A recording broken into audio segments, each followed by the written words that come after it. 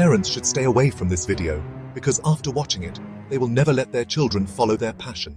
It is the case of March 22nd, 1959, when a 20-year-old boy named Oscar Hackett Neil Moz, along with 7 other people, was visiting Rabi Shayar.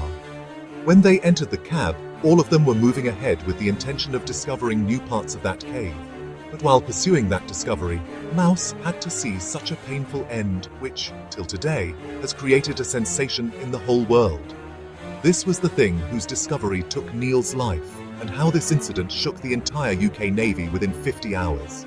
On March 22, 1959, Moss and his team of 8 people, including him, were going to explore one such cave in Derbyshire, England, Peak Cavern, which has the largest cave entrance in the whole of Britain.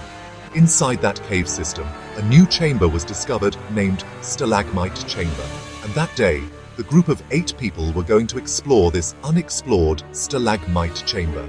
Its structure was something like this.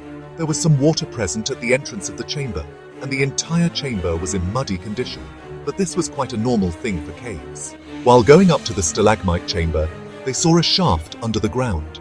They saw a thin opening under the ground, like you can see in this image. They all thought that under this shaft, there may be some more new passages which everyone wanted to explore. But that shaft was so narrow that not everyone could even enter it except one person who was very thin, and in that group, Neil Moz was the only person physically fit to do so. Around 3:30 in the afternoon, Moss started descending. There was no problem until about 12 feet, but after going down 12 feet, there was a hard turn. Exactly vertical after 12 feet, the path became slightly inclined, and that twisted inclination was also about 10 feet big, for which Moss had to use his lower body to bend completely to descend. And after finishing that 10-foot inclination, there was an 18-foot-long vertical drop, for which again Moss had to bend himself. While descending, he noticed that the bottom path was blocked by some stones and boulders. In the hope that he would remove those boulders, he started moving his body, which cleared the path a little, but in this struggle, a ladder was placed under him as a backup. It got jammed right there, and this incident was the real trouble here. After struggling for some time, when he finally gave up, he started to come out, but he was so badly sandwiched between that thin shaft that he realized there was not even enough space at that place for him to lift his feet to climb the ladder.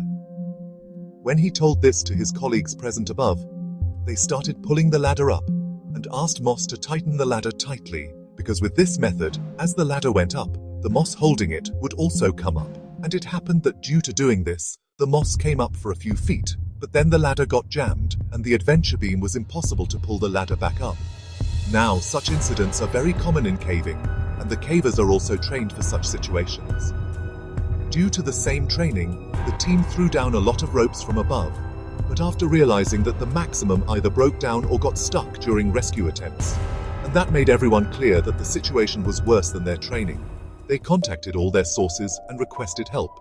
And after this help call, within a few hours, people of all levels started coming from all over England. Along with the RF National Coal Board and Royal Navy, dozens of private caving groups were involved in this rescue mission, making it one of the biggest cave rescue missions of that decade. Many rescuers entered that shaft one by one, but Neil was trapped in a location where even the rescuers could not go. Both light and oxygen were so low there that 3 rescuers themselves lost consciousness, after which they had to do the rescue themselves. But Ron Peters, the 4th rescuer to enter the shaft, had slight success when he managed to tie a rope around the chest of Moss. Many efforts were being made to rescue him. Around 12:30 in the night, oxygen bottles were brought, and the oxygen level was increased manually by the doctors so that Moss could regain consciousness and come up with the help of ropes. But Moss did not regain consciousness, and these attempts also failed.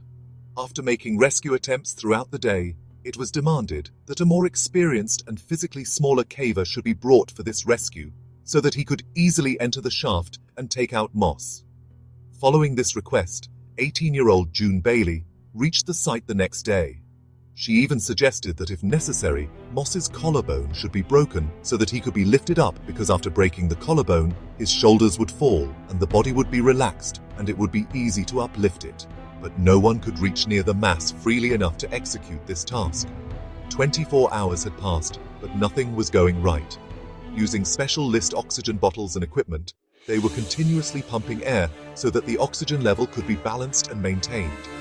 One after the other, many rescuers were going down, risking their lives, but no one was successful.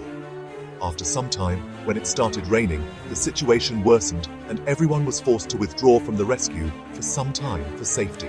When the rain subsided, a doctor from RF came from the shaft opening to listen to the breathing of the moss. But this time, the breathing of the moss had stopped.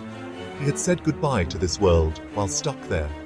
No one knows the exact time of death, but according to the estimation, the death time of Moss was decided at 3 a.m. on March 24th. And along with the lack of oxygen and atmosphere, carbon monoxide was considered the majority cause of death.